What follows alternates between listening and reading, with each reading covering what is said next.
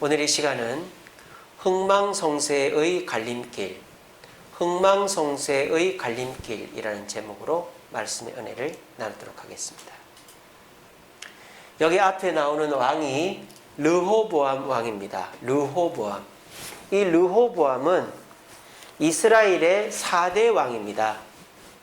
그런데 4대 왕을 잠시 하고는 남유다의 초대 왕이 됩니다. 아니, 이스라엘의 4대 왕이라고 하셨으면서 또 남유다의 초대 왕은 뭡니까? 이 르호보암 왕이 실수를 해가지고 이스라엘이 두 동방이가 나와버린 겁니다. 이스라엘이 북이스라엘과 남유다로 갈라져 버리게 된 거죠. 그 실수가 누구 때문이냐? 사람을 잘못 뒀기 때문이에요. 여기 보시면은 르호보암 왕 옆에 있는 사람들이 누굽니까? 다 젊은 사람이에요? 나이 든 사람이에요? 다 젊은 사람이죠. 바로 르호보암 왕과 함께 자란 친구들입니다. 솔로몬의 아들입니다. 르호보암은. 그래서 솔로몬이 죽으면서 이 르호보암을 왕으로 세웠는데 신하들이, 백성들이 와서 르호보암에게 부탁을 합니다. 전하, 솔로몬 왕 때문에 우리가 세금을 너무 많이 냈고 부역, 공적인 일에 너무 동원이 돼서 지쳐 있습니다. 우리를 좀 편하게 해주세요 라고 부탁을 했단 말이에요. 근데 이 르호보암이 처음에는 알겠다, 가서 기다려라 하고는 나이든 신하, 그러니까 솔로몬의 신하였던 나이든 신하들을 부릅니다. 너희들은 우리 아버지 밑에서 신하를 했으니까 저 사람들의 말을 어떻게 생각하냐 그랬더니 그 솔로몬의 신하였던 늙은 신하들이 맞습니다. 솔로몬 왕은 백성들을 많이 힘들게 했습니다. 세금도 많이 거두고 일도 많이 시켰습니다. 전하, 선정을 베푸셔서 나라를 안정시키시지요. 그랬단 말이에요. 알겠다 하고는 보냈어요. 그리고 자기 동무들을 불러서 한 번 더 물어본 겁니다. 너희들은 어떻게 생각하냐? 그랬더니 얘들은 전혀 솔로몬 시대를 잘 모르고 그냥 이제 패기만 넘치는 애들이니까 전하, 그게 무슨 말입니까? 전하가 왕으로서 위용을 떨치시려면 돈도 필요하고 강한 군주가 되어야죠. 아버지만큼 세금 거두시고 일도 시키세요. 그렇게 해서 강한 군주가 되세요. 이 젊은 친구들 신하들의 말을 들은 거예요. 그래서 이 르호보암이 결정했다. 너희들은 우리 아버지 때만큼 나한테 세금도 내고 그렇게 해라. 그러면서 뭐라고 한 줄 알아요? 내 아버지는 가죽 채찍으로 너희를 쳤지만 나는 전갈 채찍으로 너희를 치리라. 그렇게 얘기를 해버렸어요. 이게 참 어리석은 거죠. 옆에 사람을 누구를 두느냐에 따라서 다른 거예요. 그래서 나라가 어떻게 됩니까? 솔로몬을 피해 이집트로 도망갔던 여로보암이 와가지고 여론몰이를 하는 겁니다. 봐라! 솔로몬의 아들이 하는 걸 봐라. 너희들은 솔로몬의 아들의 종이다. 솔로몬의 아들이 너희들을 다 부려먹고 망하게 할 거다. 그래서 10지파가, 유다지파, 베냐민지파를 제외한 10지파가 여로보암을 왕으로 추대해버렸어요. 그래서 나라가 두 동강이가 나와버렸어요. 반쪽도 아닙니다. 북이스라엘이 10지파나 됐고 국력으로 따지면 북이스라엘이 훨씬 더 셌기 때문입니다. 망한 거죠. 이 여로보암 왕은 망했어요. 여러분, 망한 거 아닙니까? 망했죠. 자기가 판단을 잘못 내려서 나라가 두 동강이가 났으니까요. 그래서 열왕기서에 보면 이 여로보암 왕은 참으로 어리석고 잘못된 나쁜 왕으로 기록이 되어 있습니다. 근데 역대하서 오늘 우리 본문에는 이 여로보암 왕의 좋은 점이 기록이 되어 있어요. 이런 점들입니다. 지금 여로보암은 열왕기서만 보면 망한 왕이란 말입니다. 잘못된 왕이에요. 근데 역대기서에 보면 이 여로보암이 어떤 일을 했다? 수비성을 건축했다. 11장 5절에 보시면 르호보암이 예루살렘에 살면서 유다 땅에 방비하는 성읍들을 건축했으니 베들레헴, 에담, 두고아, 벳술, 소고, 아둘람, 가드, 마레사, 십, 아돌라임, 라기스, 아세가와 소라, 아엘론, 헤브론. 그러니까 가나안 그 블레셋 인근 도시에까지 성을 지어서 백성들을 보호했다 이 말이에요. 견고한 성을 지었다. 수비성이라는 것은 적의 침입을 방비하는 성이지 않습니까? 자, 그렇게 했더니 백성들이 이 르호보암을 좋아할까요? 안 좋아할까요? 좋아하죠. 유다 지파와 베냐민 지파가 충성맹세를 하는 겁니다. 12절에 보시면 모든 성읍에 방패와 창을 두어 매우 강하게 하니라. 유다와 베냐민이 르호보암에게 속하였더라. 10지파는 떨어져 나갔지만 이 르호보암이 마음을 고쳐먹고 수비성을 지어서 유다 지파와 베냐민 지파를 보호하니까 이 백성들이 충성을 맹세한 거예요. 르호보암한테. 이뿐만 아닙니다. 레위인들도 충성을 맹세합니다. 그 이유가 뭐냐? 13절에 보세요. 온 이스라엘의 제사장들과 레위 사람들이 모든 지방으로부터 르호보암에게 왔다 그랬어요. 왜 왔느냐? 15절에 보십시오.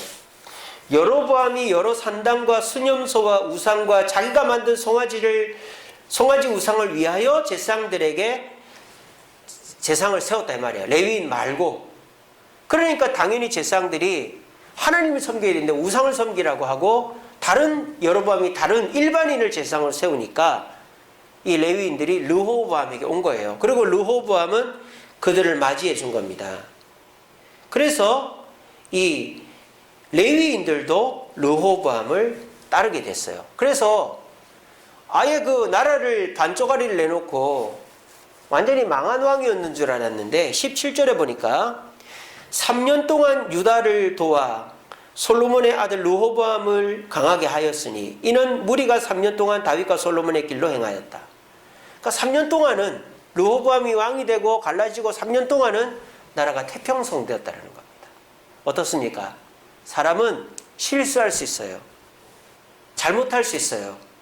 세상은 한 번 실패한 사람에게 기회를 잘 안 줍니다. 그 사람이 엄청 노력을 하고 그 사람이 천운이 아니고서는 재기하기가 힘들단 말이에요.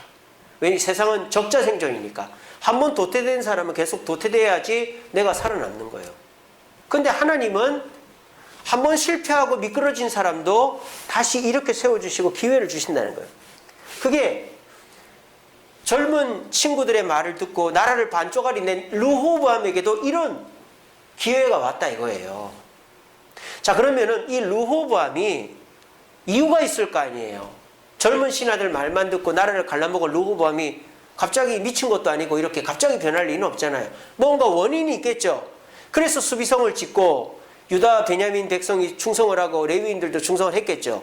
그 원인이 뭐냐? 르호보암이 이렇게 바뀌게 된 원인이 뭐냐? 바로 선지자 때문이었다는 겁니다. 선지자. 오늘 11장 2절에 보세요.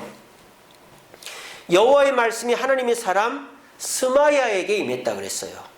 이 스마야가 나라를 반쪽짜리 낸 르호보암에게 찾아갑니다. 찾아가서 이렇게 얘기합니다. 4절에 보시면 여호와께서 말씀하시기를 너희는 올라가지 마라. 형제와 싸우지 마라. 이 르호보암은 여로보암을 따라서 나라를 갈라먹은 여로보암의 그 10지파와 전쟁을 하려고 그랬어요. 그래서 군인을 18만 명이나 모아놨어요. 11장 1절에 보시면 르호보암이 예루살렘에 이르러 유다와 베냐민 족속을 모으니 택한 용사가 18만 명이었다는 거죠. 그러니까 18만 명을 모아가지고 북이스라엘과 전쟁을 하려고 준비를 했는데 스마야 선지자가 하나님의 말씀을 전한 겁니다. 싸우지 마라. 그래서 이 르호보암이 이 선지자의 말을 들었던 거예요. 듣고는 전쟁을 안 한 겁니다. 자, 그랬더니 그것이 도미노처럼 꼬리에 꼬리를 물고 좋은 일이 되는 거예요. 어떻게? 그 18만 명의 모인 군인들을 가지고 뭘 했다? 르호보암이 뭘 지었다? 수비성을 지었다. 그래서 유다와 베냐민 지파가 안전하게 살 수 있게끔 뺑 수비성을 지어주니까 백성들이 어떻게 한다? 충성을 한다. 그리고 여로보암이 일반 제사장을 세워가지고 레위인 제사장들이 갈 데가 없는데 그 사람들을 받아주니까 레위인들이 어떻게 한다? 충성을 한다. 이 모든 것들이 뭐로부터 시작됐다? 선지자 스마야의 말을 듣고 그거를 따르니까 연쇄적으로 도미노처럼 이런 좋은 일이 일어났다라는 것입니다. 저와 여러분들도 마찬가지입니다. 제가 지난 목요일 날 말씀 묵상으로 보냈던 거 있죠. 솔로몬이 1,000번제를 드리고 기브온에서 1,000번제를 드리고 하나님께 뭘 구했다? 돈도 아니고 권력도 아니고 듣는 마음을 구했다. 듣는 마음. 쉐마. 그게 듣는 마음이죠. 지혜는 들어야 생긴다. 우리가 눈으로 보는 것을 기억하는 것 같지만 그렇지 않아요. 영어 공부를 하면요, 영어 단어를 눈으로 봐서 익히는 거는 안 돼요. 꼭 발음을 해봐야 돼요. 그래서 소리, 음성 신호로 우리 뇌는 기억을 합니다. 그러니까 반드시 소리를 내어서 내가 말을 해보는 것이 내 머릿속에 잘 기억이 되는 거예요. 그래서 우리는요, 지혜가 어디서 생길까요? 지혜가요, 내 머리에서 생기는 게 아니잖아요. 애초부터 지혜를 갖고 태어난 사람이 누가 있습니까? 지혜는 들어야 생기는 거죠. 많이 들어야 내 머릿속에 지혜가 생깁니다. 우리가 영어 공부하면 listen and repeat라 그러잖아요. listen and comprehension 이러잖아요. 뭡니까? 듣고 이해하고, 듣고 말하고, 듣고 표현하고, 이런 거 아닙니까? 먼저 들어야 되는 거죠. 근데 우리가 들어야 될 것 중에서 가장 중요한 것이 뭐다? 가장 최고로 우리가 듣는 것 중에 좋은 것이 뭐다? 하나님의 말씀이다라는 겁니다. 왜? 하나님의 말씀은 망해가는 것도 이렇게 세우기 때문에. 여러분 에스겔서 보십시오. 하나님의 성령의 기운이 임하니까 마른 뼈가 군대가 되잖아요. 하나님의 말씀은 천지를 창조하고, 하나님의 말씀은 죽은 자를 살리고, 하나님의 말씀은 우리에게 올바른 길을, 누구도 생각해보지 못한 길을 제시해 주는 것입니다. 르호보암이 잘한 거는 다른 게 없어요. 이 르호보암이 똑똑하거나 뭐 공부를 잘했거나 이런 게 아니라 딱 하나 잘했다. 아버지처럼 잘 들었다 이 말이에요. 솔로몬도 듣는 마음을 달라고 그랬잖아요. 그래서 하나님의 말씀을 처음에는 잘 들어가지고 그래도 왕생활을 잘했죠. 그래서 이 르호보암이 나라를 갈라먹고 망한 왕이었는데 재기하고 성공할 수 있었던 이유는 하나님의 말씀을 들었기 때문이다. 저와 여러분들도 마찬가지입니다. 세상 사람들은 끝났다라고 말할 수도 있어요. 끝났어. 너는 끝났어. 더 이상 기회가 없어. 그 정도 했으면 된 거 아니야? 너를 누가 써줘? 너는 사람들한테 버림받았어. 부모도 너를 안 거들떠 볼걸? 이런 얘기들을 우리에게 하는 사람이 있을 수도 있어요. 그런데요, 결코 우리를 포기하지 않는 분이 계십니다. 바로 하나님이십니다.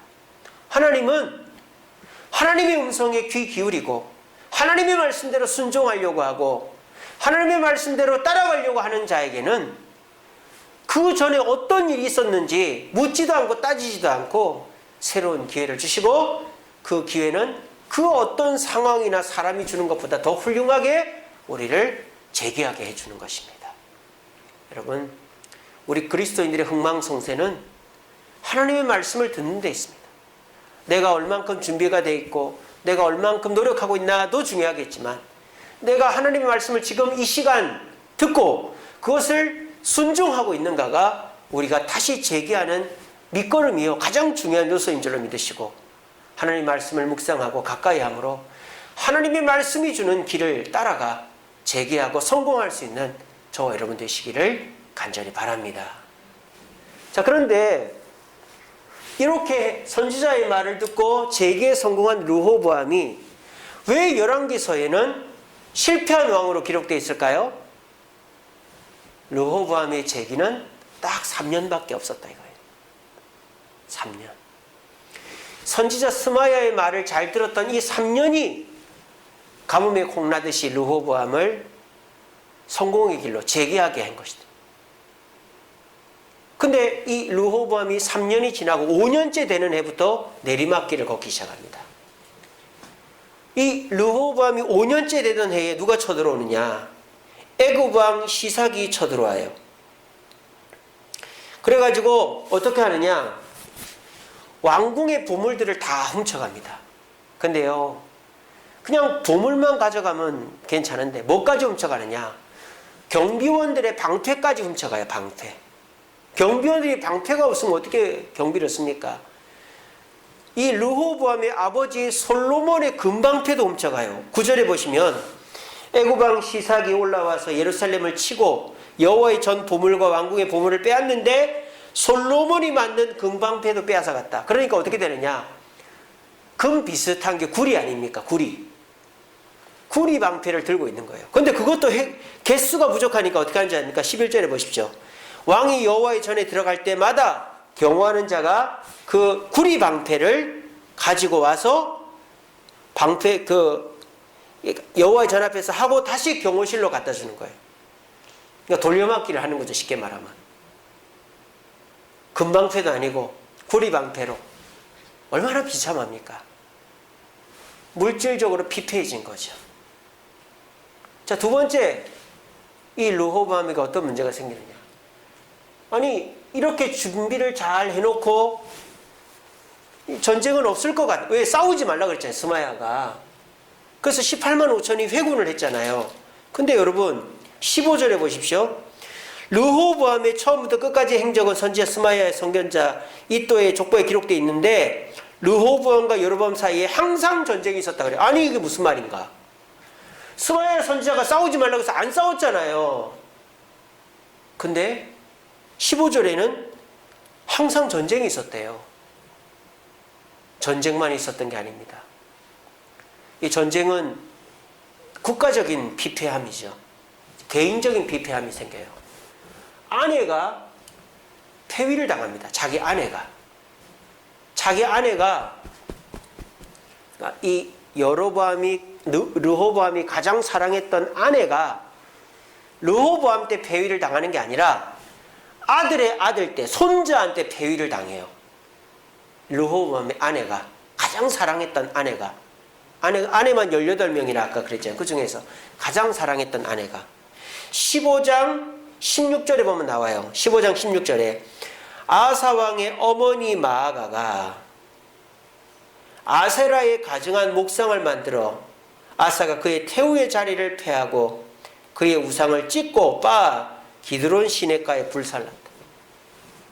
그러니까 이 아사왕의 어머니 마아가가 폐위를 당한 거예요. 이 마아가가 누구냐? 바로 르호보암의 아내예요. 아내. 자 보세요. 이 르호보암이 선지자 스마야의 말을 들을 때에는 실패했었는데 제기를 했단 말이에요. 이렇게. 근데 어느 날부터 스마야의 말을 안 듣기 시작합니다. 그 이유가 뭐냐? 르호보암이 결혼을 합니다. 물론 그 전에 했을 수도 있는데 오늘 그 11장 18절에 보세요. 르호보암이 다윗의 아들 여리못의 딸 마할락과 결혼했고 또 아들들을 낳았죠. 그리고 또 20절에 보면 압살롬의 딸 마아가와 결혼합니다. 이 르호보암이 압살롬의 딸 마아가와 결혼한단 말이에요. 근데 이 르호보암이 가장 사랑하는 여자가 누구였느냐? 이 마아가였다 이 말이에요. 왜냐? 21절 보세요. 압살롬의 딸 마아가를 모든 처첩보다 사랑했다. 그렇게 되어 있잖아요. 그러니까 이 마아가가 어떤 여자인지는 잘 모르겠지만 이 르호보암이 18명의 부인들 중에서 가장 사랑한 여자였다라는 거예요. 자, 그러면은 이 마아가를 사랑한 것이 도대체 무슨 잘못인가? 자, 여기 보세요. 이름이 똑같은 사람이 하나 더 있죠? 이렇게 마아가가 하나 더 있어요. 자, 이 마아가와 이 마아가는 도대체 어떻게 되냐? 할머니 뻘 되죠, 할머니. 다윗이 결혼한 여자 중에 마아가라는 여자가 있었어요. 근데 다윗이 이스라엘 유대 여자와도 결혼하고 이방 여인과도 특별히 결혼을 했는데, 근데 이 마아가라는 여자가 누구냐? 그슬 왕 달메의 딸입니다. 그슬 왕 달메. 그슬이라는 나라는 저기 북쪽에 있는 이방 나라예요. 아세라 신을 믿는 나라입니다. 그래서 그게 어디 나오냐면 이 압살롬이 자기보다 형인 그 암논을 죽이고 도망을 치죠. 누구한테 도망을 치느냐? 자기 외할아버지한테 도망을 치는 거예요. 자기 엄마 마아가의 아버지 되는 달메에게 도망을 치는 거예요. 도망을 쳤다가 돌아오는 거죠. 그러니까 이 압살롬은 누구의 영향을 제일 많이 받은 거겠어요? 자기 어머니의 영향도 받으면서 외할아버지의 영향을 받은 거죠. 그래서 자기 외할아버지나 자기 어머니는 다 아세라 신을 섬기는 우상 숭배자였던 거예요. 그리고 이 압살롬의 딸이 하필이면 자기 어머니와 이름이 같아. 이름을 이렇게 똑같이 지었다는 것은 무슨 의미가 있을까요? 어머니를 닮으라는 의도가 있는 거예요. 마아가의 이름의 뜻이 뭔지 아십니까? 강하다는 뜻이에요. 압제하다 이런 뜻이 있습니다. 그러니까 너도 너희 어머니처럼 강한 여자가 되라. 남자를 쥐고 흔드는 여자가 되라 이 말이죠. 그래서 이 마아가는 자기 어머니, 그러니까 이 다윗의 아내 마아가는 그냥 일반 귀족의 딸이 아니에요. 이스라엘 귀족의 딸이 아니고 왕족이라 이 말이죠. 왕의 딸, 공주라 이 말이에요. 그러니까 일반 그 다윗의 부인들과는 레벨이 다르죠. 그 굉장히 강한 여자였던 거예요. 그리고 이 압살롬도 자기 형을 죽이고 엄마의 외갓집으로 도망을 치잖아요. 그건 무슨 뜻입니까? 아버지도 우리 외갓집은 못 건든다 이 말이에요. 그러니까는 이 마아가 자체도 공주인데다가 좋은 뒷배를 가지고 있기 때문에 굉장히 강한 여자였단 말이에요. 그리고 압살롬은 자기 딸을 낳으면서 너는 너희 할머니처럼 그렇게 강한 여자가 되라. 그러니까 이 압살롬의 딸 마아가는 어린 시절부터 자연스럽게 이 마아가를 닮아가려고 했겠죠. 모두 닮아버렸어요. 우상숭배도 닮아버린 거예요. 그래서 이 둘 다 아세라 우상을 섬기는 우상숭배자가 돼버린 겁니다. 아까 제가 이 르호보암의 아내 마아가가 폐위당했다 그랬죠. 뭐 때문에 폐위당했다고 되어 있는지 아십니까? 16절에 보면 아세라의 가증한 목상을 만들어서 태우의 자리에서 폐했다 그랬어요. 그러니까 이 마아가는 자기 할머니 마아가를 닮아서 아세라 목상을 만들어서 이스라엘에게 우상 숭배를 했단 말이에요. 자, 그런데 이 르호보암이 18명의 부인 중에서 하필이면 제일 사랑했던 부인이 누구다? 마아가였던 거예요. 그리고 이 르호보암의 부인들이 낳은 자식이 많은데 후대를 누구를 세웁니까? 마아가와의 사이에서 낳은 이 아비암을 후대로 세운 거예요. 이건 무슨 뜻입니까? 이 마아가가 굉장히 강한 여자였다는 거예요. 강한 여자. 그러니까 이 자기가 첫 번째 부인이 아니면서도 르호보암을 구워 삶아가지고 자기 아들을 왕으로 삼은 거죠. 그 정도로 이 마아가는 강한 여자였다는 거예요. 그래서 이 르호보암도 마아가에게 사로잡히고 좌지우지됐다. 그러니까 이 르호보암이 이 선지자 스마야의 말을 들을 때에는 3년 동안 이렇게 평안하고 좋은 일이 있다가 우상 숭배를 했던 자기 부인 마아가의 말을 따르다가 보니까 하나님이 이 르호보암을 버려가지고 시삭이 침입해서 그 경호원들의 방패까지 훔쳐가서 방패가 없어가지고 돌려막기를 할 정도로 비참해졌고, 그렇게 수비성을 잘 쌓아놓고 전쟁을 안 하려고 했는데 전쟁이 끊이지 않아서 백성들이 고생했고, 또 이 마아가는 르호보암이 죽고 난 이후에 폐위를 당하는 비참한 일이 벌어지게 된 것입니다. 이것이 다 뭐 때문이다? 옆에 사람을 잘못 뒀기 때문이다. 이 르호보암은 남의 말을 잘 듣는 사람, 귀가 가벼운 사람인데 하나님의 선지자의 말을 잘 들었으면 됐는데 처음에는 자기 친구들의 말을 잘 들었다가 나라가 반쪽아리가 났고, 나중에는 우상숭배하는 자기 부인의 말을 잘 들어가지고 고생하고 나라를 힘들게 했던 왕이 르호보암 왕이었다는 거예요. 여기서 우리가 깨달을 수 있는 것이 무엇입니까? 과연 나는 누구의 말을 잘 듣고 있는가? 혹여나 나는 누구의 말도 안 듣고 있지는 않는가? 그런 사람은 정말 세상에서 뭔가 좋은 일을 만날 기회가 없는 거죠. 왜냐하면 내 머릿속에 있는 것만 갖고 사니까 안 되는 거예요. 뭔가 기회가 생기려면은 내가 모르는, 내가 경험하지 못한 무언가를 해야 기회가 생기죠. 그런데 우리들이 하나님의 음성을 듣고 또 하나님의 말씀을 전해주는 자와 가까이 해야만 우리는 기회가 생긴다는 거예요.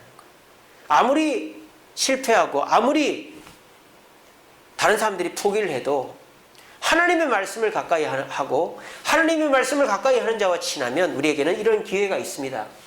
근데 그랬다가도 하나님과 가까워지 좀 좋아졌다고 하나님 말씀을 안 듣고 교회와 목사와 또 장로님, 권사님, 집사님들과 친하지 않고 그냥 나한테 잘해주고 나한테 칭찬해주고 나한테 뭐 해주겠다고 하는 사람들과 친해서 그 사람이 하자는 대로 하다 보니까 교회도 안 나오고 그 사람들 말대로 하나님과 멀어지게 되면 그것이 결국 우리를 어떻게 한다? 이렇게 쇠락의 길로, 비참한 길로 이끌게 돼 있다는 거예요. 우리 말씀 읽고 마치겠습니다. 시작. 하나님께 가까이 함이 내게 복이라. 여러분, 우리는 아무것도 아닙니다. 우리는 아무것도 아니에요. 우리가 돈이 좀 있다고, 우리가 좀 배웠다고, 우리가 좀 경험이 있다고, 내 주변에 나를 도와줄 사람이 많이 있다고, 그거 의지하다 보면 이렇게 되는 거예요. 근데요, 나는 똑똑하지도 못합니다. 나는 뭐 부모나 주변에 이끌어줄 사람이 없습니다. 나는 준비된 것도 없습니다. 하지만 하나님의 말씀을 듣고 그 말씀에 순종하겠습니다. 하면 그게 우리를 복된 길로 인도하는 것입니다. 제가 지난 주일날 하나님과의 거리라는 제목으로 설교했지 않습니까? 모세는 깨끗해서 정직해서 자신 있어서 하나님께 나아간 게 아닙니다.